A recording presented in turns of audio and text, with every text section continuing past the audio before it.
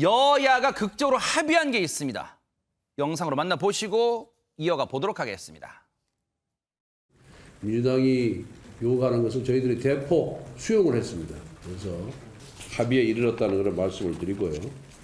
그동안 최대한 빠르게 5월 중 처리한다는 약속을 지키는 차원에서 추경 처리에 대승적으로 결단하는 것입니다.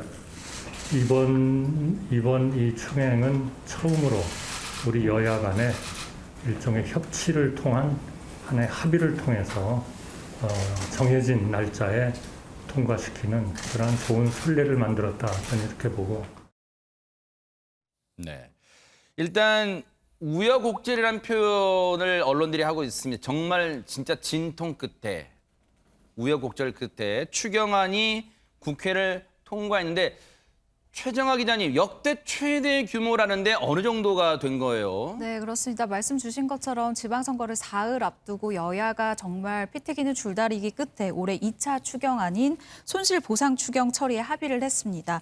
여야 합의로 결정된 올해 2차 추경안 규모는요, 62조 원입니다.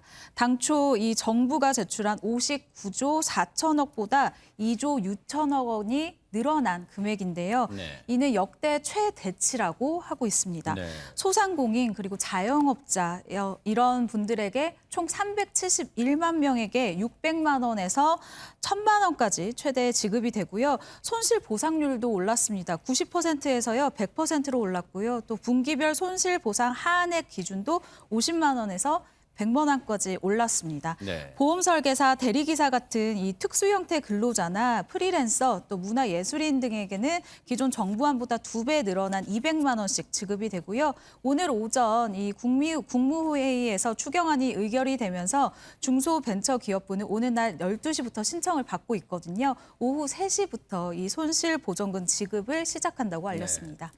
뉴스파이트 방송 1시간 한 반쯤 전부터 이제 지급이 시작됐어요. 오늘 오후 3시부터 지급이 시작됐는데 어느 정도는 또 내일 아마 상황이 나올 거니까 그때 한번 또 언급을 해드릴게요. 근데 이종건 평론가님, 네. 지방선거 코앞에 두고 이제 이게 추경안이 극적으로 합의됐어요. 혹시 그렇습니다. 이것도 표심에 영향 미칠 수 있어요? 크게 표심을 미치려면 어떠한 정책이 사실은 양쪽 진영이 완전히 대척점에 섰을 때 크게 미칠 수가 있습니다. 그런데 이 부분은 누가 더 빨리, 한쪽은 빨리 줘야 된다, 한쪽은 더 많이 줘야 된다, 이거를 갖고 사실 부딪혔기 때문에 어느 쪽에 전적으로 유리하다 이렇게 얘기할 수는 없겠죠. 하지만 그럼에도 불구하고 지난 4년 또 5년 동안 문재인 정부에서 선거 직전마다 사실 재난지원금이나 혹은 이런 손실보상을 해왔습니다. 네. 그런데 결과적으로 봤을 때 그것이 집행을 한, 실질적으로 그 돈을 집행한 여당 쪽에 유리했다, 이렇게 지금 비춰지고 있거든요. 아하. 그래서 일부는 어쨌든 여당 쪽에 유리하겠죠. 그것을 못했다면 완전히 불리한 어떤 상황이 됐을 테고요. 네. 하지만 그게 그렇다고 해서 결정적인 어떤 변수냐? 그건 아닐 것 같습니다. 네. 어쨌든 자영업자분들한테 숨통이 트인다고는 할 수 없을 거예요. 그래도 정말로 가뭄에 찔끔 비라도 그래도 이런 상황에 여야가 합의로 마련했다는 점은 긍정적이지 않나. 이제 한 걸음 뗀 거예요.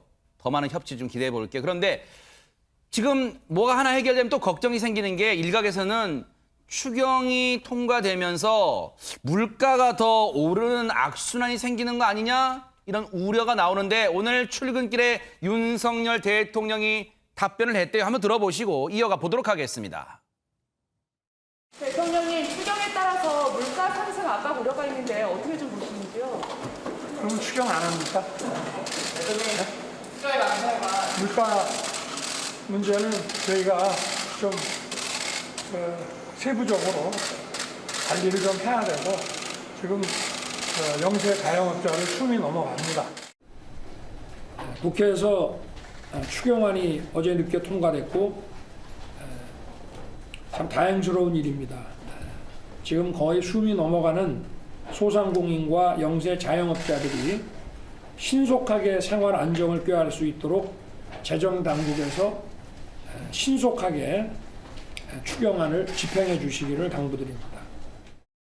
장윤미 변호사님 오늘 출근길 답변을 보니까 기자의 예상, 언론의 질문을 어느 정도 예상했었던 것 같아요. 그렇습니다. 지금 우리나라 경제가 처한 딜레마적인 상황인데 이 추경이 통과됐습니다. 무려 62조 원이라는 그 규모는 전체 1년 예산 600조의 10%에 달하는 어마어마한 금원입니다. 이게 시중에 풀리게 되는데 그렇다면 이 유동성이 이제 강화가 되면서 물가 상승의 하나의 이 견인차 역할을 할 수밖에 없습니다. 네. 그렇다면 윤석열 정부 지금 물가 고공행진을 지금 진행하고 있는 이런 국면을 또 정리하고 또 멈춰야 되는 과제도 같이 안고 있습니다. 우리나라 같은 경우에는 코로나와 관련한 어떤 지원금이 여러 정쟁의 요소에 발목이 잡히면서 굉장히 늦게 처리가 된 국면이 있습니다.